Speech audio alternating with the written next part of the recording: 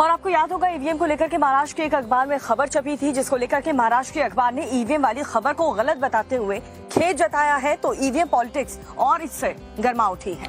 दरअसल एनडीए ने राहुल को कहा है कि राहुल माफी मांगे, तो कांग्रेस ने पलटवार में कई चीजें जो है गिनवाई हैं। रिपोर्ट दिखाते हैं।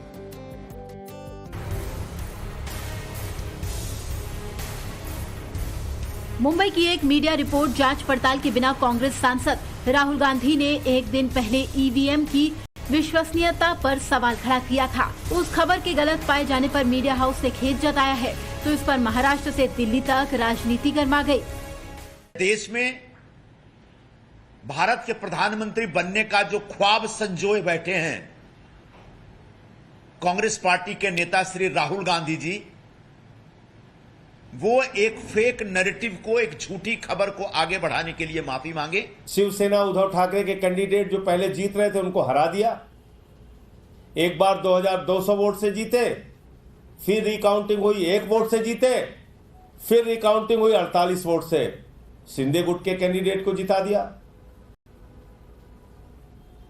तो ऐसी कम से कम 80 सीटें हैं देश भर में जो संदेह के घेरे में है। अगर एक टेक एक्सपर्ट कह रहे हैं जिनकी पूरी कंपनी जो है टेक इनोवेशन पे है, और वो कह रहे हैं उसको सीरियसली लेना पड़ेगा। इलेक्शन कमीशन को निर्णय लेना पड़ेगा। Seizures why should be about suspicion.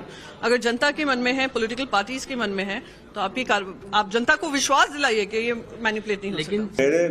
मेरे फायदे का होगा तो मेरे को बढ़िया लगता है, मेरे नुकसान का होगा तो फिर ईवीएम को गाली दो, ऐसा थोड़ी होता है। आपको बता दें कि उत्तर पश्चिम मुंबई सीट पर 48 वोटों से एनडीए उम्मीदवार रविंद्र वायकर की जीत के बाद ईवीएम का विवाद गरमाया है। इस केस में विपक्ष ने ईवीएम को ओटीपी से अनलॉक करने का आरोप लगाया था, जिसे मुंबई के एक अखबार ने छाप भी दिया। अखबार ने तो भ्रामक खबर छापने की गलती मान ली है।